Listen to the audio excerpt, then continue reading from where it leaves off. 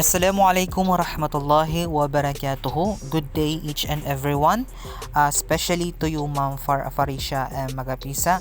I am Stephen J. Pasandalan, the first reporter from Group 3. So our topic as a whole is about approaches to school curriculum. So there are many functions, there are many parts, types of about approaches to school curriculum, which is the curriculum as a body of knowledge, criteria, and the selection of content. So yung dalawa po na yun po yung i-report ko po. The rest, yung iba po, is i-report po ng kasama ko or yung kagrupo ko. So, curriculum as a body of knowledge. So, ano nga ba yung ibig sabihin ng curriculum as a body of knowledge? So, it is a quiet common for traditionalists to equate a curriculum to a topic outline, subject matter, or subject to be included in the syllables or books. So, ang ibig sabihin po niyan is tinutukoy doon yung nilalaman ng isang curriculum, no? In a simple explanation, kung saan napapaloob doon yung dapat na ituturo ng isang guro sa kanyang mga estudyante. Kung ano nga ba yung dapat na ma-learn or matutunan ng mga estudyante sa eskwelahan. So, for example, katulad na lamang ng subject. So, ang subject, included na yan siya sa curriculum. So, the concept, no? The concept kung paano matuto ang isang estudyante. When we say concept, no, kumbaga, yung pagkakasunod-sunod ng dapat na matutunan ng isang estudyante, no? Yung pagkakasunod-sunod ng ituturo ng isang teacher sa kanyang mga estudyante, sa kanyang pupils, no? Yung mga syllables in the different levels. So, in the different levels. So, yung mga curriculum, may iba't ibang curriculum kung saan for example sa primary school may ibang curriculum niyan, sa secondary school iba rin yung curriculum niya. So magbibigay tayo ng example sa primary school. So sa mathematics curriculum is ang belong dyan sa mathematics curriculum ng primary school is addition, multiplication, subtraction, division, distance, and etc. So pag primary school kasi, nandyan na yung kumbaga elementary level, grade 1 to grade 6. So, mga basic lang yung mga curriculum na nalagay sa primary school. Yung mga addition, multiplication, yung mga basic curriculum na mathematics na belong sa primary school. So, sa secondary school naman, which is ang secondary school, andyan na yung grade 10 or grade 10, grade 7 to 10. Grade 7 to 10. No? Yan yung ibig sabihin ng primary school. So, since K to 12 tayo ngayon, nabilong na rin pati ng 11 to 12.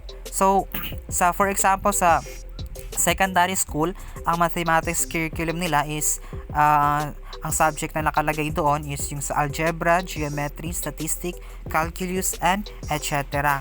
No, sa science, yung subject na sa science is biological science, physical science, environmental science, earth science, and etc. So, mas mahirap yung curriculum content ng secondary school doon sa primary school. So, dapat bilang isang teacher, alam ng teacher kung ano yung dapat na curriculum level na ituturo niya doon sa eskwelahan. No, alam niya kung ano yung dapat na curriculum yung ituturo niya in a different level, no? Kasi hindi siya pwede na yung sa secondary school curriculum is ituturo niya doon sa primary school, no? Sa mga student na nasa grade 1 to 6, no? Hindi rin siya pwede. So hindi rin pwede na si teacher ang ituturo niya na curriculum content is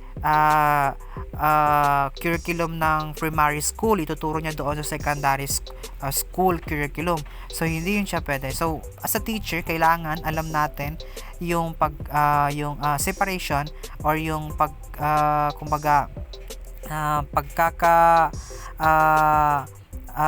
separate ng curriculum level na ituturo natin sa ating mga estudyante.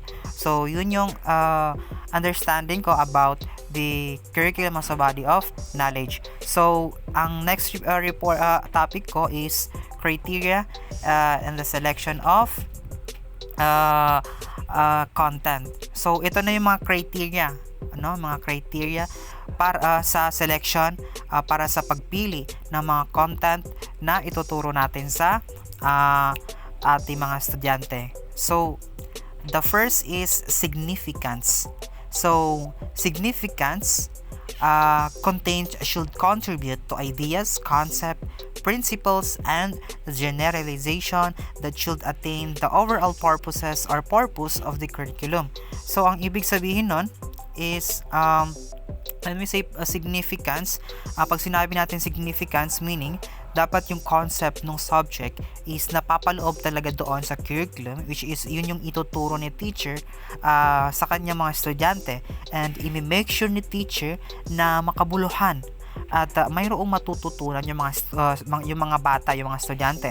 So for example, yung curriculum content na yun is magiging way yun para mag-develop yung learning activities nila, yung skills nila, yung process of learning nila, and yung attitudes na ipinapakita nila during inside and outside the school premises. So hindi lang siya turo-turo lang, no? So kailangan talaga piliin natin yung kumbaga dapat significance yung mga subject, yung mga topic, yung mga explanation natin sa estudyante or yung sa estudyante natin. So next is validity. The authenticity of the subject matter forms its validity.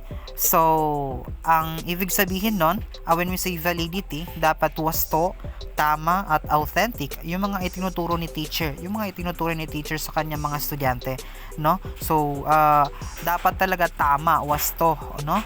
Hindi lang pangantalayos yung mga itinuturo ni teacher. Dapat talaga may guide siya sa curriculum content. So bilang isang teacher, you make sure na akma doon sa curriculum, no, yung topic na itinuturo mo sa mga estudyante mo. So next is utility.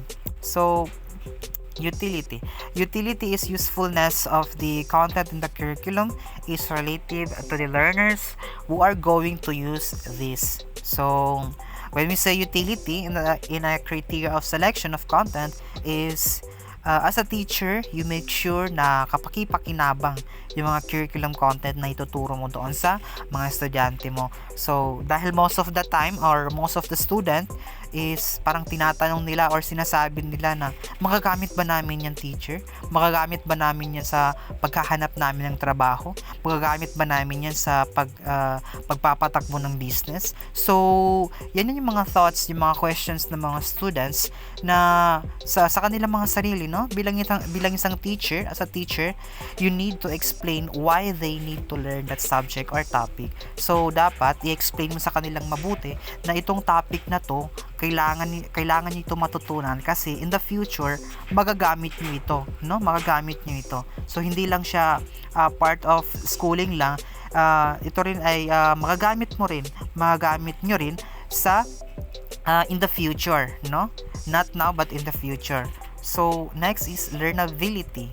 So learnability, the complexity of the content should be within the range of experiences of the learners. So, ang ibig sabihin nun, when we say learnability means, as a teacher, for example, you need to make sure na madaling maiintindihan or maiintindihan ng yung mga estudyante, yung mga subject or topic na ituturo mo. So, not just only turo-turo ka lang, no? So kailangan din catchy or madaling matutunan, madaling i-analyze ng mga estudyante mo yung mga subject, yung mga itinuturo mo sa kanila.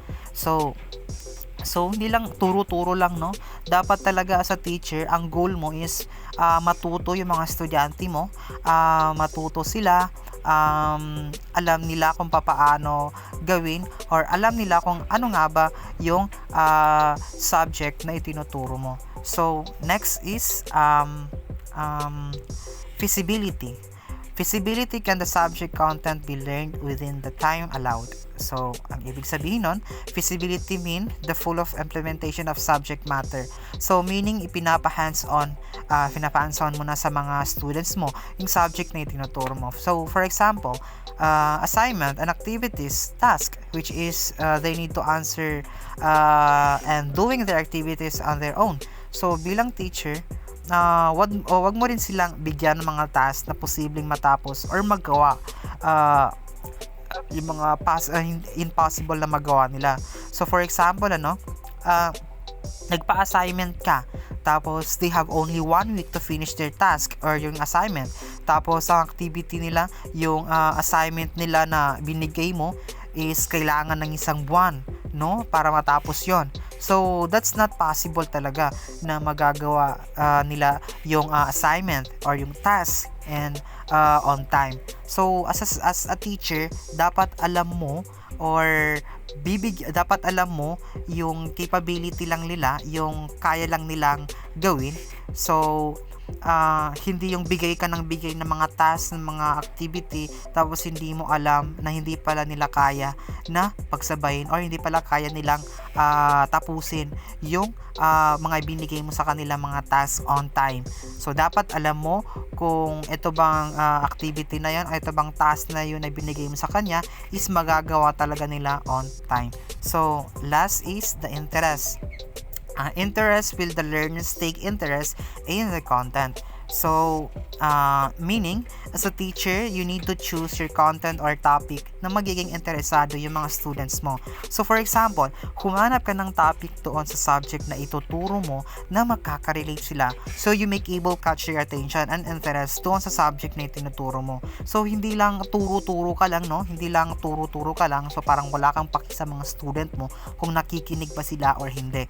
So, as a teacher, no, kailangan mo silang, ang first goal mo talaga as a teacher is matuto sila.